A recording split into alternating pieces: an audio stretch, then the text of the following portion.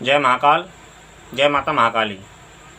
आज कुछ नया विषय आरंभ करते हैं और कुछ नई चर्चा करते हैं। साधना वगैरह की बातें तो होती रहती हैं और साधना की जानकारी तो मिलती ही रहती है, लेकिन मेरे पास में ज़्यादातर जो लोगों के मैसेज आते हैं, दो किस्म के लोगों के मेरे पास में मैसेज आते हैं।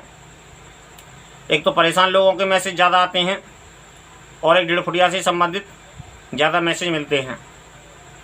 और एक बात ध्यान रखना कि ये वीडियो पूरा देखना, पूरी बात सुनना और जीवन को समझने का प्रयत्न करो।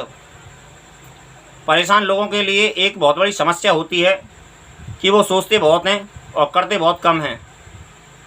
और कुछ लोग तो ऐसे होते हैं कि हवा में तैरते हैं और वो मन ही मन सारी कल्पना तैयार कर लेते हैं और जाने क्या क्या सोचते रहते हैं। इसलिए इन बातों को समझने के लिए वीडियो पूरा ज़रूर देखना। ये मैं आपसे निवेदन करता हूँ कि वीडियो को पूरा देखना, तभी कोई बात समझ में आती है, क्योंकि आधी अधूरी बात किसी कोई मतलब की नहीं होती है और कोई अर्थ नहीं है उस आधी अधूरी बात का। हो सकता है कि आपका 2-4 मिनट ज़्यादा लग जाए, आपका समय हो सकता है कि आपको ऐसा लगे कि कहीं वेस्ट ना हो जाए समय। तो ये बात भी सही है, ये सोचना कोई गलत नहीं है कि हमारा समय वेस्ट ना जाए, क्योंकि समय बहुत कीमती चीज़ होती है। लेकिन परेशान लोगों के बीच में एक अक्सर समस्या रहती है कि परेशान लोग सोचते बहुत ज़्यादा हैं और करते बहुत कम हैं। और जो निर्धन हो, यहाँ पर जिसके पास में पैसे की तंगी हो, तो वो तो खैर ज़्यादातर सोचता ही रहता है। और ये होता भी अक्सर, ऐसी बात नहीं है। जिसके पास में ज्ञान का अभाव हो तो उसके साथ में ऐसा होता है अक्सर। तो ये कोई होना ना होना ये कोई नॉर्मली बात है, क्योंकि जो मनुष्य समस्या में फंसा हुआ हो उसके लिए समस्या से निकालना बहुत बड़ी बात होती है। और ख़ास करके मध्यम वर्ग में या फिर गरीब तबके में उसके लिए बहुत बड़ी चुनौती होती है और मुसीबत में अक्सर दिमाग काम भी नहीं करता है। लेकिन जहाँ तक बात आती है कि इस समस्याओं का हम निदान कैसे पाएँ, निदान कैसे हो इन समस्याओं का, तो सबसे पहले हमें समस्याओं के निदान के लिए सबसे पहले तो हमें भगवान को पकड़ना चाहिए। क्योंकि हम कितनी भी लाख सिद्धियां कर लें और हमारे पास में यदि ज्ञान नहीं है, हम मंत्र जाप, बहुत से लोग ऐसे होते हैं जो मंत्र पाठ करने बैठ जाते हैं या फिर जप तप करने बैठ जाते हैं और जब तप करते ही रहते हैं, लेकिन उन्हें ये नहीं पता, उन्हें ये अर्थ नहीं मालूम है कि पूजा तप क्यों किया जाता है और उसके मायने क्या होते हैं और ये हमको कैसे फलित हो, जिससे कि हमारी समस्याएं निवृत्त हो। और अक्सर करके नादानियों में लोग, कम उम्र के जो लोग होते हैं, बड़ी उम्र में तो खैर बहुत सी चोटें लग जाती हैं, बहुत से जीवन में दुर्घटनाएं होती रहती हैं, वो एक अलग चीज़ होती है।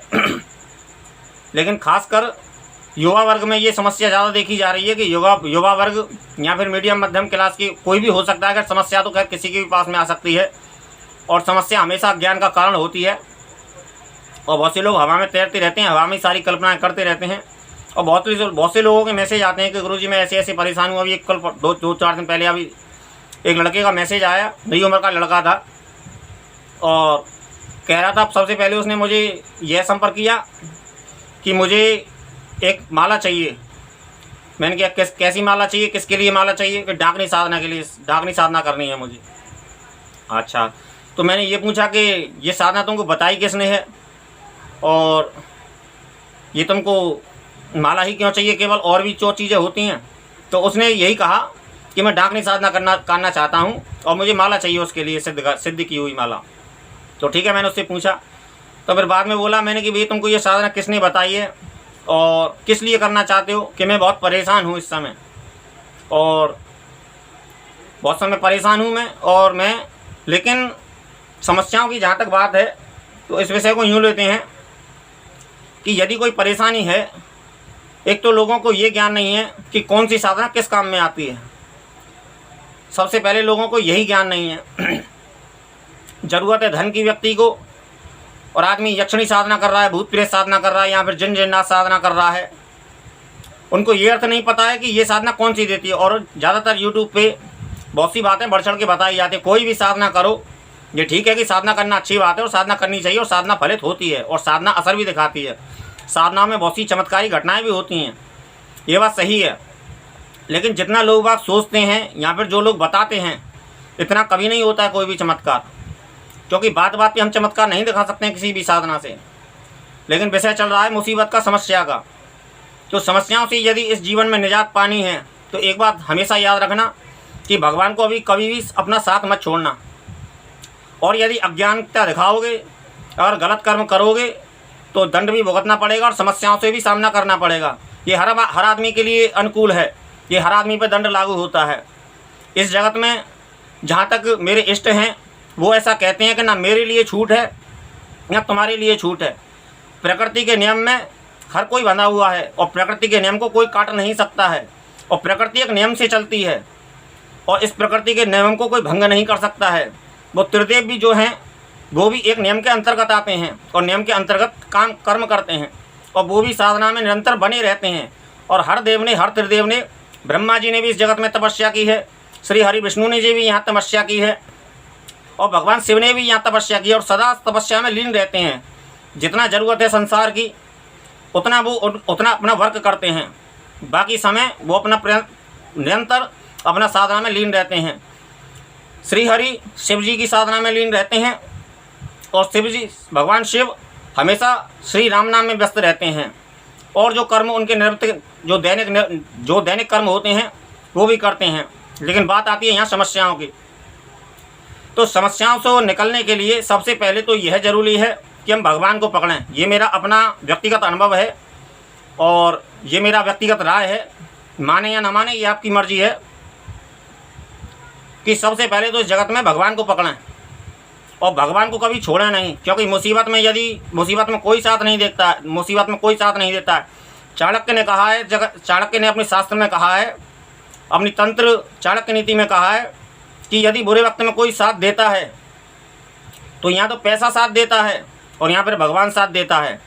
उसने पैसे के लिए कहा है और भगवान तो सदैव हमेशा साथ रहता है। यदि कोई व्यक्ति कितना भी बुरा कर्म करे लेकिन फिर भी यदि वो भगवान से मदद मांगता है तो भगवान फिर भी उसकी मदद करने के लिए रहता है कि वो यही सोचता है कि ये व्यक्ति सही मार्ग पे आ जाए, तो समझने का प्रयास करे। ईश्वर की वाणी कुछ अलग होती है, उस भाषा को वही समझ सकता है जो ज्ञानी है और जो समझना चाहता है, जो सदगुरु के नीचे रहता है या फिर अच्छे गुरुओं के नीचे रहता है और जो समझना चाहता है, जो सत्य को समझना चाहता है। ये नहीं वो काट के नहीं चलता है कि नहीं मैं ऐसे नहीं चल सकता।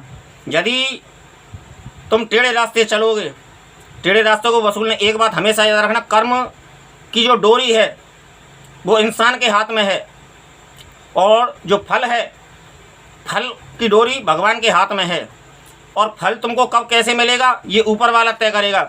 क्योंकि कर्म के लिए तुम स्वतंत्र हो और फल के लिए भगवान स्वतंत्र है। कर्म के लिए तुम कभी भी कोई भी कर्म करो, नीच से नीच कर्म करो, यहाँ से उच्च कोटि से उच्च कोटि का कर्म करो, भगवान तुम्हारे बीच में कभी बाधा नहीं बनेगा। ये बात और हो सकती है कि समाज बाधा बन सकता है, लेकिन भगवान कभी बाधा नहीं करेगा। वो तुम्हारे कर्म में कभी भी हस्तक्षेप नहीं करेगा।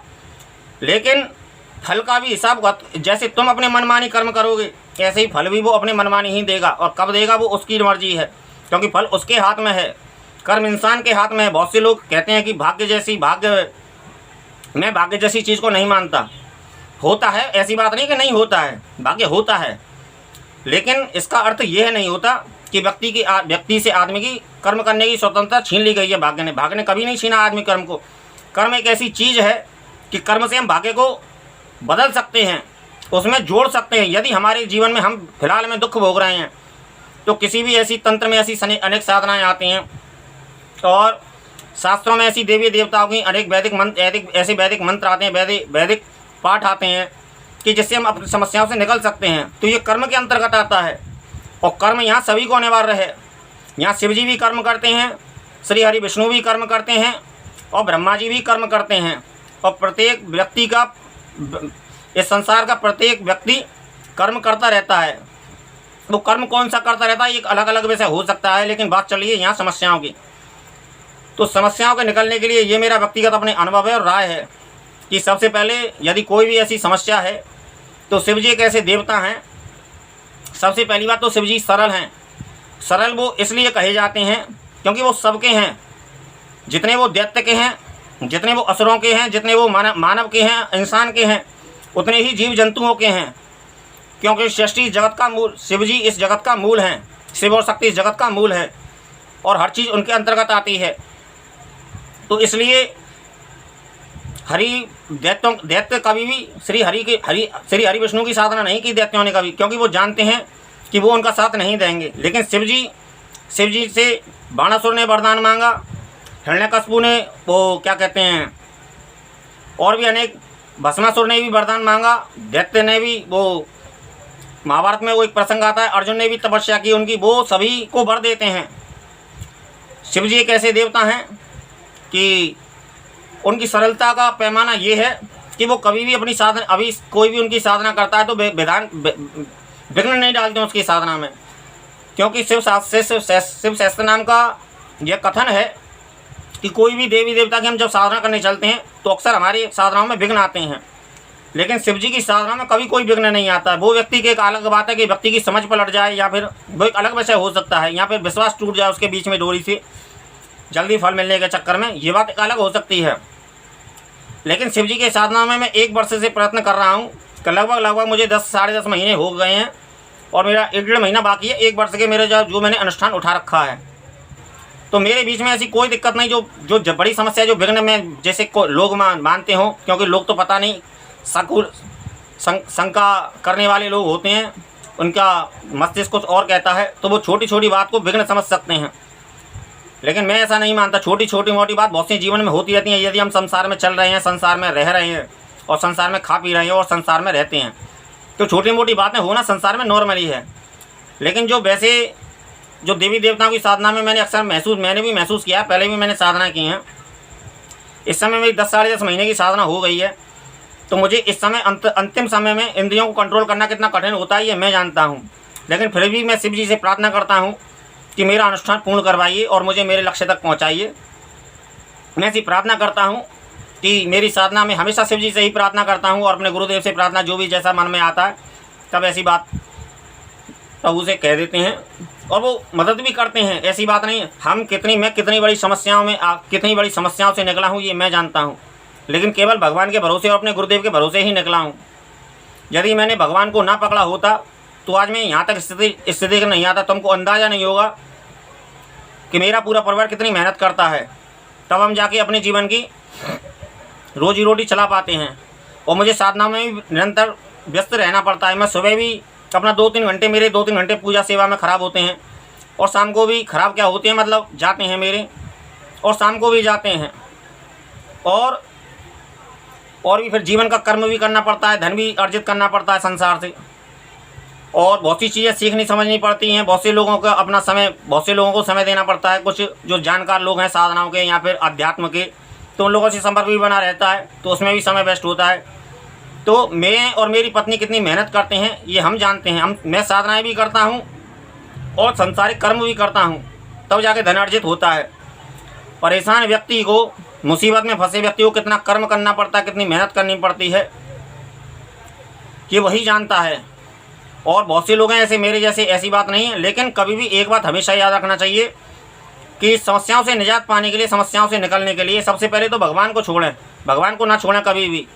और दूसरी बात कि अपने आत्मविश्वास को जगाएं। और मनुष्य एक ऐसी चीज़ है, मनुष्य में इतनी पावर होती है, मनुष्य के आगे यह संसार, यह भूमि मंडल, यह सिद्ध हुआ है कि यह प्रकृति झुकती है इंसान की, अगर कर्म सच्चा हो उसका और निष्ठा सच्ची हो और अहंकार ना करे व्यक्ति। एक बात और हमेशा याद रखना कि अहंकार मत करना कि तुम कुछ कभी कर सकते हो संसार में। तुम यदि साधना ये संकल्प लेके बैठोगे कि मैं साधना कर सकता हूँ और मैं इतने दिन में पूर्ति कर दूंगा, यदि आप अहंकार के साथ में साधना में जाओगे तो आप साधना में कभी सफल नहीं होगे, और आपकी साधना में कहीं ना कहीं कोई ना कोई विघ्न आ जाएगा। जिस शक्ति को तुम साधना चाहते हो उस शक्ति को सबसे पहले प्रेम से याद करो, और प्रेम से उसका सम्मान करो, और अपना भी सम्मान करो। मैं ये नहीं कहता कि सर झुका के चलो। सर झुकाने का मतलब ये नहीं होता कि मतलब तुम नीचे सर झुका के चलो कि नहीं मुझे तो गिड़गिड़ाओ जैसे ऐसे साधना। एक प्रेम का व्यवहार होता है, एक शक्ति से एक मधुर संवाद किया जाता है कि कृपया आप मैं आपकी साधना करना चाहता हूँ, मुझे अपनी साधना में सहयोग दें और मुझे इस योग्य करें कि मैं कुछ कर सकूँ अपने लिए, समाज के लिए, और मैं आपसे मदद चाहता हूँ, आप मेरी मदद करें। इस तरह का। और कोई भी साधना करें, निरंतर नॉर्मल दो अगरबत्ती, 2 पूजा पाठ, ये एक छोटी मोटी चीज़ें होती हैं, इनसे जीवन में कोई ज़्यादा इफेक्ट नहीं पड़ता है। उसके लिए हमें निरंतर कर्म करना पड़ता है, और परेशान व्यक्ति को बहुत मेहनत करनी पड़ती है, लेकिन परेशानी से निकल जाएगा ऐसी बात नहीं। यदि मैं निकला हूँ तो आप भी निकल सकते हैं। मैं कोई ऐसी बात नहीं है कि आसमान से टपका हूँ। मैं जितनी बड़ी मुसीबत से निकल के आया हूँ ये मैं जानता हूँ, और मेरी पत्नी और मैं कितना मेहनत करते हैं ये हम जानते हैं। मैं ये बात तो खैर कभी और बताऊँगा, लेकिन परेशानी से हम धीरे धीरे निकल रहे हैं। हम जैसे जैसे साधना करते हैं हमें मार्ग मिल रहा है, और यदि किसी को कोई मार्ग नहीं मिल सकता है तो राय विचार विमर्श कर सकता है।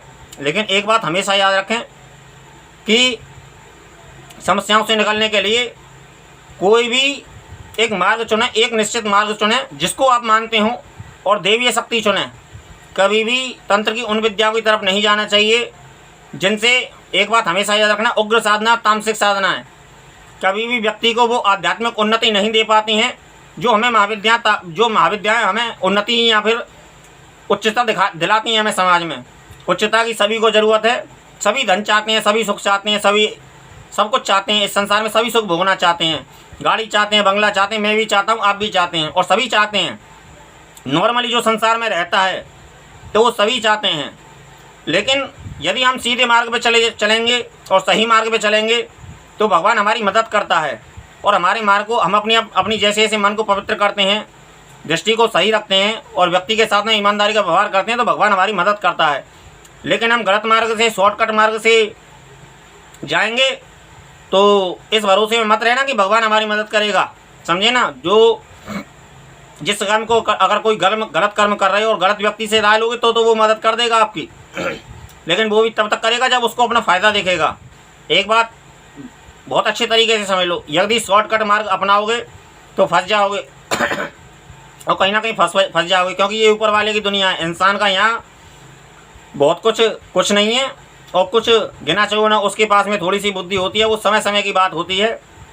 तो मित्रों मैं यही कहना चाहूँगा, फिलहाल के लिए तो इतना ही काफ़ी है। फिर आगे बात करते हैं और आगे चर्चा होती रहेगी। जय महाकाल, जय माता महाकाली। हर हर महादेव।